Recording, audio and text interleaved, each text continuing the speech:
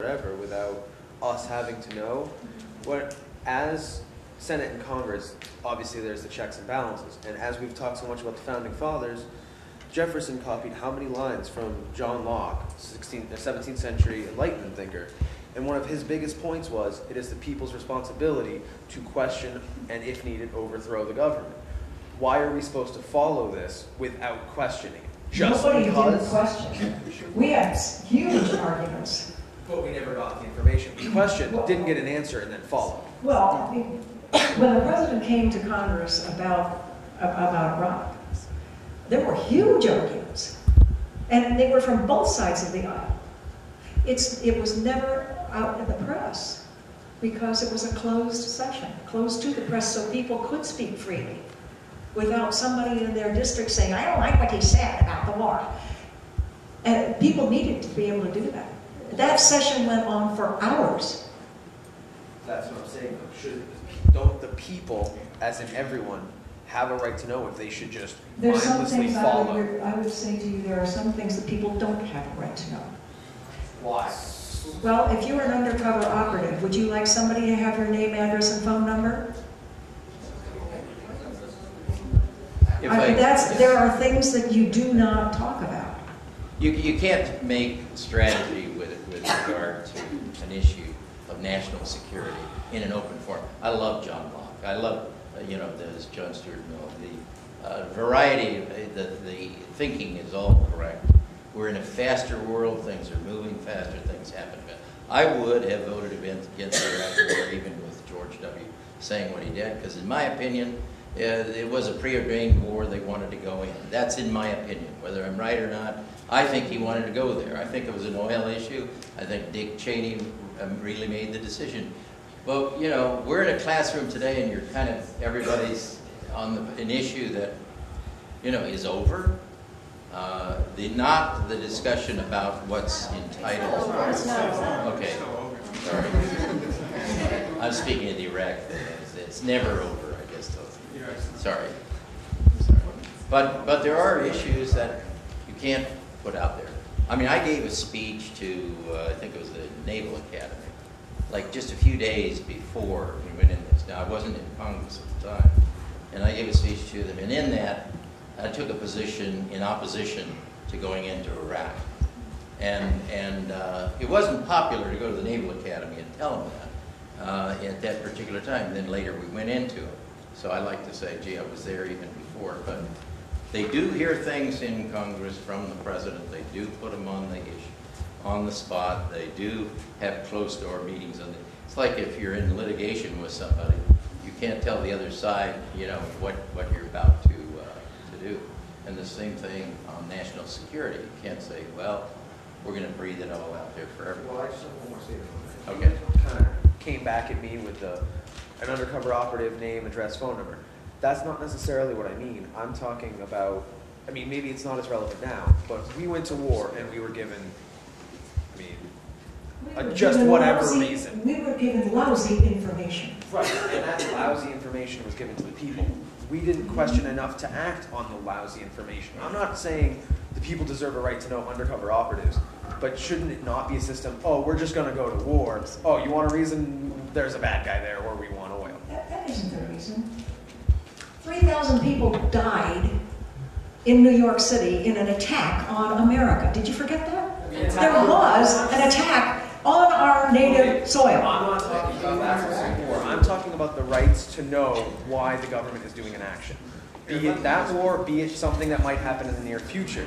You elect a representative to do that job for you. That's exactly what your representatives are supposed to do. They are there to use their brain to figure out what the answers are.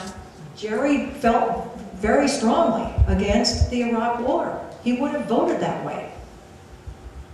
I didn't feel strongly one way or the other. I felt the president knew a lot more than I did, and I was not could not access that information. So what you're saying is we should I had to trust my president. For us. I have to trust the president. You have to trust your representatives. If you don't like what your representative does, vote them out. That's what it's all about. That's what democracy is.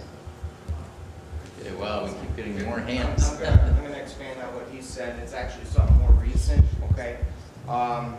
you're saying we have to trust the government and their intelligence and then go along with them. Now, what I'm seeing unfold pretty much in this whole country is what, in my opinion, is more or less a police state, okay? Now, if you go to flight 253, okay, we're spending hundreds of millions of dollars putting body scanners everywhere throughout the country. Now, if you go and check it, okay, because it's back now, there was a man named Kurt Haskell for a month who was an eyewitness on that flight, and he said that that person and the State Department a month later came out and admitted that that person was let onto that plane without a passport, okay? So if this man is allowed onto a plane without a passport, why are we spending all this money putting these body scanners everywhere when all they had to do was check his passport to let him onto the plane? Or not to stop him from getting onto the plane. It's admitted, they admitted it, but the media won't talk about it, so most of the people here probably don't even know about it. How do you explain that? I don't. Yeah. I don't think there's any explanation for what people do. You have to The set man was allowed onto a plane without his passport, Yeah. okay? It's incompetent stupidity on somebody's part, So but it's not they're gonna legislative. they're gonna still go and spend all this money and put body scanners at all these airports Yeah. for something they can prevent it just by checking the man's Right. passport? Right, because there are a lot of folks with fake passports, there are a lot of folks who can do various things, and yes, you need to disagree. I mean, It doesn't make sense. well, I don't think you can take whether you had a passport, you know, you can forge a passport. I mean, passport is an important thing, they should not have. The man was escorted onto the I plane. understand. I don't know that. I'm believing Well, everything. it's admitted. The man was Okay, escorted everything. onto the plane. He was videotaped. Wait a minute, He was wait a minute. videotaped. Everything you said is true. I know. Okay? Okay. How many people do you know? Except the conclusion that we don't need body scanners. That's not, in my opinion, that's your opinion, and in my opinion, we do. Where does it stop, though? Habeas corpus is gone. The You know, Patriot Act that yeah, Mr. this is- Obama I'll tell you. swore that he was going to Okay. get rid of, he just reenacted it again. You- What's to stop them from Yeah. taking any one of us for dissenting against our government and rounding us up and arresting us? We need to sort some things out. There's a fundamental belief in a democracy that the people rule and that they do so through their elected representatives, and Which that they're not listening that to somebody, any of us now.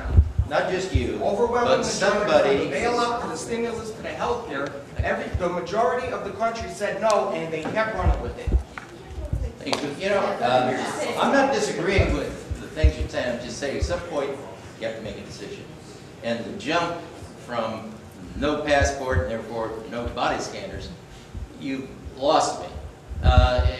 Accepting everything else, I think we still need the security, and we need the security because of what happened in New York City and what probably, and I hope to God I'm wrong, may happen again.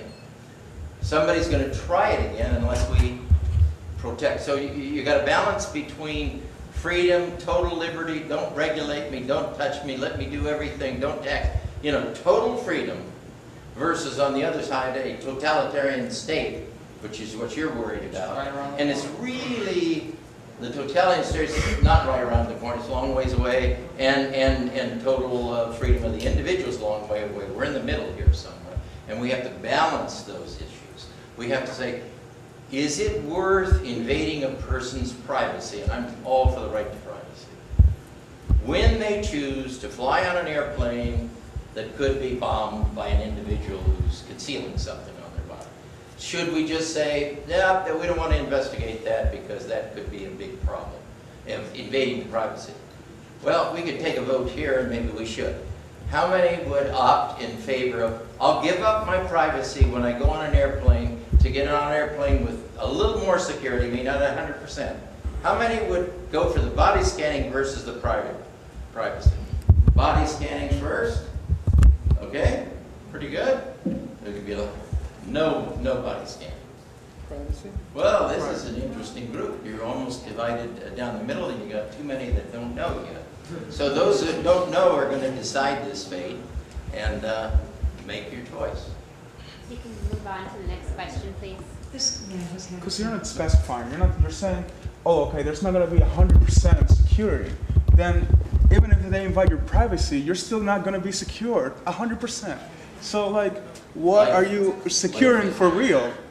Like, you know what I mean? What are you securing for real? Because if there's not going to be a You know, I can't assure you you're not gonna, or I'm not gonna walk Right, but across the it's street inviting my and hit my privacy. bus today. it's inviting my privacy though.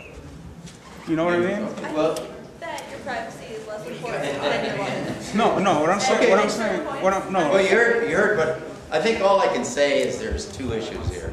Balance those issues in your own mind and deal with them. You know, and if it's so bad, then either try to change what I'm suggesting or don't fly. You know, that's No, I'm kind of- trying to make a balance here. In the It congressional doesn't make sense. oath of office you take, that was sworn into office, the first charge is to keep the people of the nation safe.